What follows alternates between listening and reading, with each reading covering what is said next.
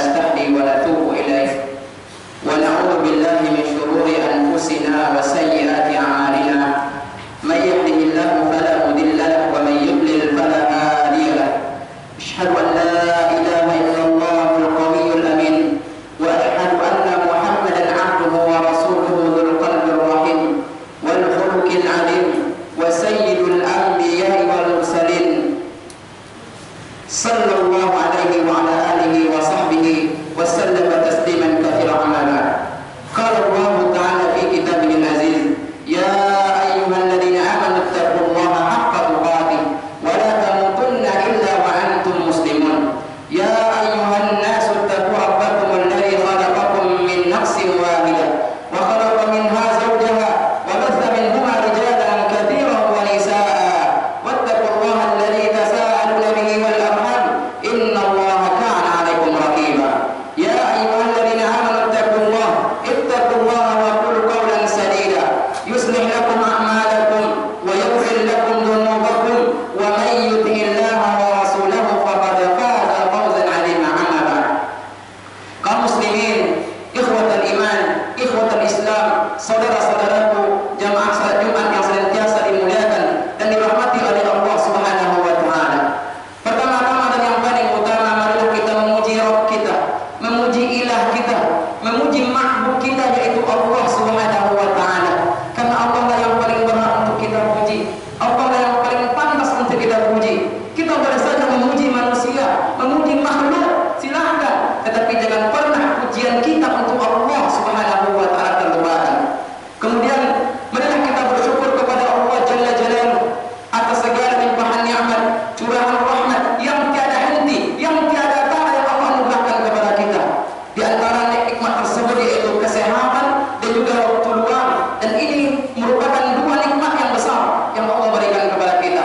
Dalam sebuah hadis Nabi sallallahu alaihi wasallam bersabda, "Ni'matani maghbunun fihima katsirun minan nas, as-sihhat wal faragh." Dua nikmat yang manusia sering tertipu, dua nikmat yang manusia sering lalai, yaitu nikmat kesehatan dan juga nikmat waktu luang. Maka daripada itu, jamaah yang dimuliakan oleh Allah, ketika kesehatan dan waktu luang Allah berikan kepada kita, marilah kita gunakan untuk bertakarrub kepada Allah Subhanahu wa taala, untuk memperbanyak amal soleh kita untuk Allah Subhanahu wa taala. Tapi ketika kita sudah sakit, ketika kita sudah sibuk, jangankan untuk beribadah kepada Allah, makan saja tidak selera, minum saja tidak selera. Kalau kita sibuk, jangankan untuk beribadah kepada Allah, melihat istri saja, mengurus anak saja kadang lupa. Apa sebab? Karena kita melalaikan dua nikmat, nikmat sehat dan juga nikmat waktu luang. Maka daripada itu, pergunakanlah kesehatan dan juga waktu luang yang Allah anugerahkan kepada kita ini dengan memperbanyak ketaatan kita kepada Allah Jalla Jalaluhu. Salawat dan salam semoga tetap tercurahkan kepada junjungan alam Nabi besar Nabi Muhammad sallallahu alaihi wasallam dengan lafaz Allahumma shalli ala Muhammad wa ala ali Muhammad. Semoga kita termasuk hamba Allah, semoga kita semuanya termasuk umat Nabi sallallahu alaihi wasallam yang konsisten dan istiqamah di dalam menjalankan sunnah-sunnah Nabi sallallahu alaihi wasallam dan istiqamah di dalam mendakwahkan serta mensyiarkan sunnah-sunnah Nabi sallallahu alaihi wasallam. Jamaah yang dimuliakan oleh Allah, usikum wa iyaya bittaqwa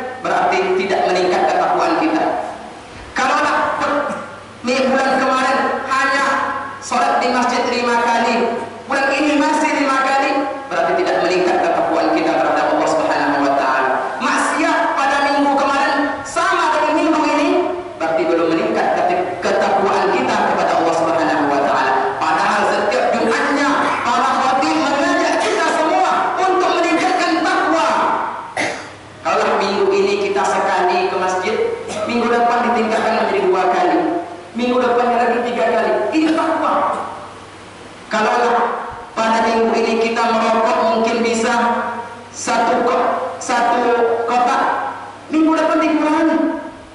Minggu ini 1 bungkus, minggu depan dikurangi. Ini takwa. Tapi kalau minggu ini 1 bungkus, minggu depan 1 bungkus, bahkan lebih banyak bungkusnya, berarti tidaklah meningkat ketakwaan kita terhadap Allah Subhanahu wa Ta'ala. Ikhwatul iman, ikhwatul Islam, jamaah Jumat yang dimuliakan oleh Allah Subhanahu wa Ta'ala. Judul khutbah kita pada siang yang berbahagia ini yaitu urgensi memiliki akidah sahihah. Pentingnya memiliki akidah yang benar. Apa arti akidah? Akidah artinya keyakinan kita, pegangan kita, itulah akidah.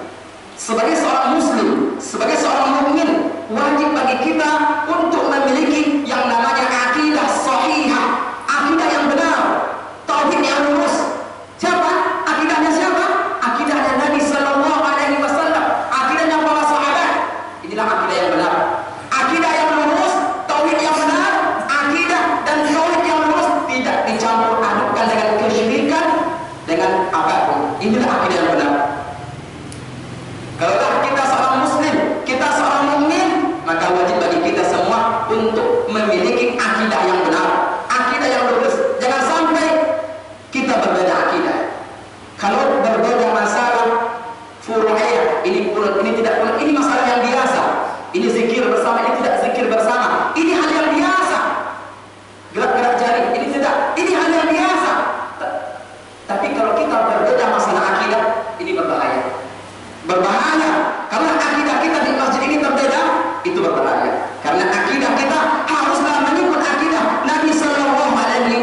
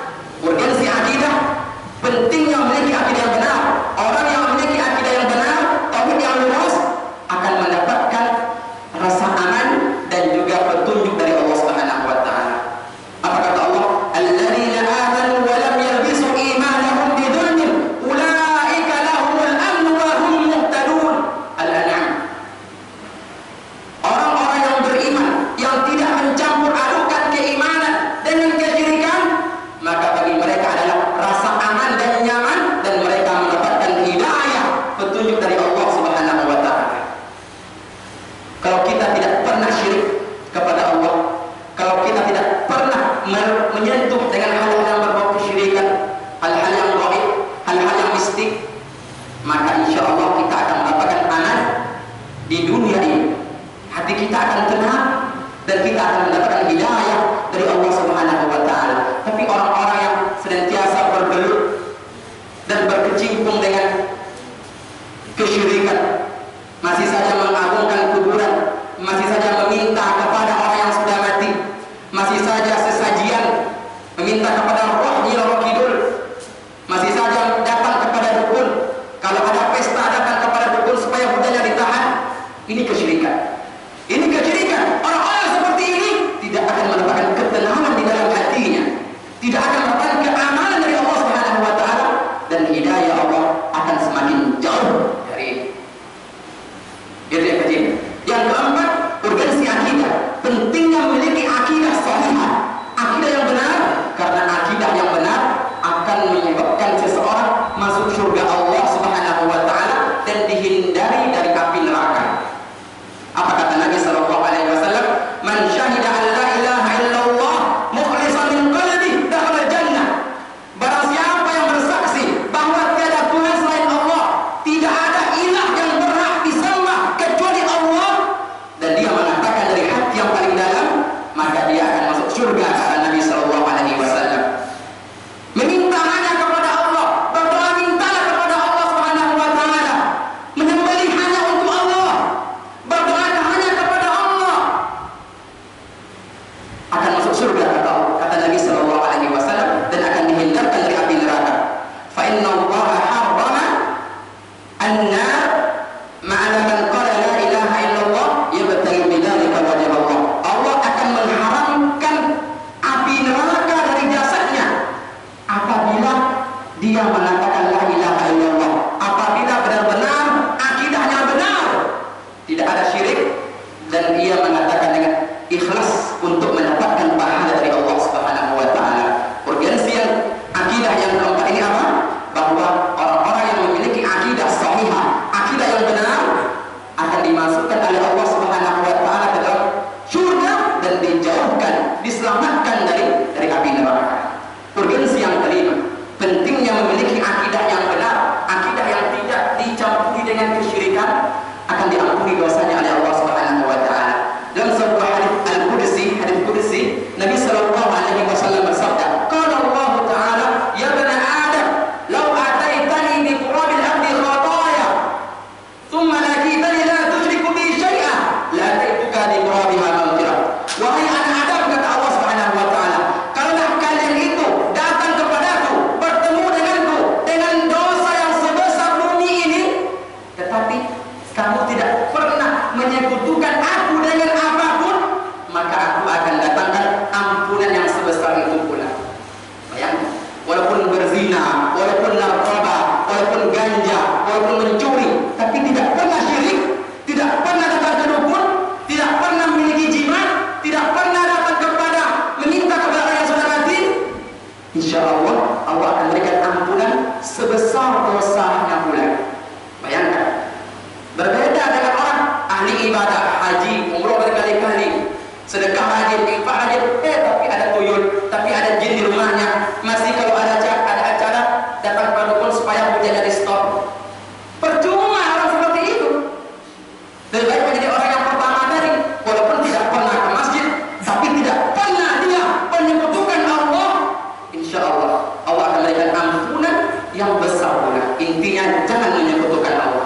Yang keenam, urgensi akidah, pentingnya memiliki akidah yang benar. Orang yang memiliki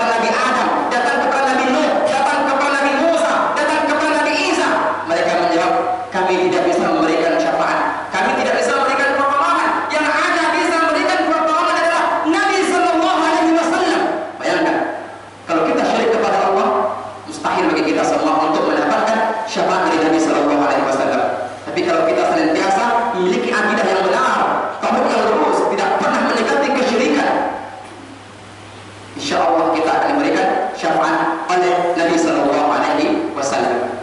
Urgensi yang ketujuh, akidah sahihah, akidah yang benar merupakan fondasi untuk membangun suatu masyarakat. Kalaulah ingin Kampar ini maju, kalau ingin Kampar ini sejahtera, ayo akidahnya dibenahi. Makanya kalau bisa pemimpin kita jangan hanya zero kemiskinan, zero rumah kumuh, lapangan kerja ditingkatkan. Tidak, itu nomor sekian itu. Yang pertama apa? Zero kan kesyirikan. Tumpas habis orang musyrik. Itu akan maju suatu daerah. Tetapi selagi banyak kesyirikan, masih banyak perdukunan, masih banyak orang pakai ilmu dalam, tenaga dalam, ditinju sini, di sana tumbang, maka tidak akan maju suatu daerah tersebut. Intinya akidah, intinya tauhid. Kalau tauhid sudah bagus, insya Allah mudah untuk membenahi rumah kumuh, mudah untuk membenahi lapangan kerja, pengangguran, narkoba, itu mudah dengan syarat akidah dulu. Akidah dulu dibenahi. Jadi akidah sahihah merupakan faktor utama untuk membenahi atau membangun suatu umat, suatu negeri. Jadi kalau bisa seluruh pemimpin mulai dari tingkat RT sampai ke presiden, mereka punya slogan zerokan kesyirikan di Indonesia. Insya Allah Indonesia akan maju, akan sejahtera. Tapi kalau masih banyak orang yang syirik kepada Allah Subhanahu wa Ta'ala, masih saja minta kepada dukun, masih saja percaya dengan tukang sihir, masih saja jampi-jampi, akan selalu diberikan oleh Allah Subhanahu wa Ta'ala musibah kepada negeri tersebut. Makanya Indonesia jangan heran musibah sini berganti karena dukunnya banyak di sini. Orang yang mengagungkan kuburan itu banyak, menyembah kuburan ada, minta kepada orang yang sudah mati ada. Padahal ini semua syirik, menyekutukan Allah Subhanahu wa Ta'ala. Minta hanya kepada Allah, tidak perlu minta ke kuburan. Seperti apa ketaatan seseorang, bahkan sampai kepada Nabi Muhammad tidak boleh minta kepada Muhammad. Muhammad sudah meninggal, minta kepada Allah Subhanahu wa Ta'ala yang menciptakan Nabi Muhammad sallallahu alaihi wasallam. Urgensi akidah yang selanjutnya, ingat Nabi sallallahu alaihi wasallam diutus oleh Allah 23 tahun lamanya untuk menyampaikan risalah. 23 tahun, 13 tahun hanya fokus untuk membenahi suatu perkara. Apa itu? Akidah. 13 tahun lamanya Nabi sallallahu alaihi wasallam berdakwah di kota Makkah hanya untuk membenahi satu perkara, akidah, tauhid. Makkah yang sekarang ini bukanlah seperti Makkah yang dulu. Ya, Makkah yang dulu itu semua maksiat ada. Orang menyembah berhala, orang menyembah pohon, berhala di sekitar Ka'bah itu ribuan dengan berbagai macam ukuran dan modelnya. Itulah tugas Nabi sallallahu alaihi wasallam, menghabiskan kesyirikan, menghilangkan kesyirikan. Bayangkan, 13 tahun Nabi hanya fokus untuk membenahi akidah. 10 tahun baru haji, puasa, zakat, berbakti kepada orang tua, silaturahim, mengaji Al-Quran. Ini cuma 10 tahun di Madinah lamanya. 13 tahun itu hanya satu perkara, akidah. Makanya kita sebagai seorang ustaz jangan bermimpi untuk membenahi akidah suatu desa hanya dalam waktu 5 tahun. Tidak akan mungkin itu. Tidak akan mungkin membenahi akidah dengan cara yang cepat dan instan. Ingat jamaah yang dimuliakan oleh Allah Subhanahu wa Ta'ala, kalaulah akidah sudah kita benahi, semua maksiat akan mudah kita benahi. Ingat itu. Kalau akidah sudah kita luruskan di suatu daerah, semua maksiat akan mudah dibenarkan. Tapi kalau sudah akidahnya yang susah untuk dibenahi, masalah yang lain akan susah. Makanya perbedaan masalah kunut dan tidak kunut, bismillah dan tidak bismillah, ini perkara yang mudah dibenahi. Tetapi kita sibuk dalam masalah itu, tapi masalah akidah kita tidak perhatikan. Dukun di mana-mana, orang sihir di mana-mana, jimat di mana-mana. Katanya Pak Haji, tapi masih saja punya tuyul, masih saja punya jimat, masih datang kepada dukun, minta kepada dukun, datang kepada kuburan, minta kepada orang kuburan, masih saja punya tenaga dalam, tidak mempan dibacok, lidahnya tidak mempan dipotong. Ini semuanya kesyirikan. Nabi sallallahu alaihi wasallam 13 tahun membenahi akidah. Artinya apa? Ini waktu yang lama. Ini waktu yang lama, maka daripada daripada itu. Dan juga Nabi Nuh 950 tahun membenahi akidah, sembah Allah, jangan sekutukan Allah, jangan sembah berhala. Bayangkan 950 tahun hanya beberapa orang saja yang beriman kepada Allah dan juga beriman kepada Nabi Nuh. Ikhwatal iman, ikhwatal Islam, jamaah yang dimuliakan oleh Allah Subhanahu wa taala. Maka daripada itu, mulai sekarang ayo kita yang selama ini sudah jatuh kepada kesyirikan, saya mengajak, ayo kita tinggalkan hal-hal semacam ini. Kalau kita ingin mendapatkan ketenangan di dunia, mendapatkan hidayah, mendapatkan syafaat, mendapatkan ampunan, dan kita dihindari dari segala hal-hal yang membahayakan, maka jauhilah yang namanya kesyirikan. Tinggalkan jimat, gak usah datang kepada dukun, gak usah dengarkan tukang sihir, gak usah pakai jampi-jampi, gak usah pakai ilmu tenaga dalam, ilmu kebal, gak usah minta kepada jin, gak usah minta kepada syaitan, gak usah takut kepada Rirana Kidul, gak usah kita minta kepada yang tidak dibenarkan oleh Allah Subhanahu wa taala. Minta kepada Allah, menyembelih hanya kepada Allah, berdoa hanya kepada Allah, beribadah hanya kepada Allah. Iyyaka na'budu wa iyyaka nasta'in, itulah artinya. Hanya kepada Engkau ya Allah kami menyembah, dan hanya kepada Engkau kami meminta. Apapun permasalahan kita, Allah lah tempat mengadu kita. Enggak usah pakai embel-embel segala macam. Aqulu qouli hadza wa astaghfirullah li wa lakum wa lisa'il muslimina wal muslimat wal mu'minina wal mu'minat fa'tabiru ya ulil absar la'allakum turhamun.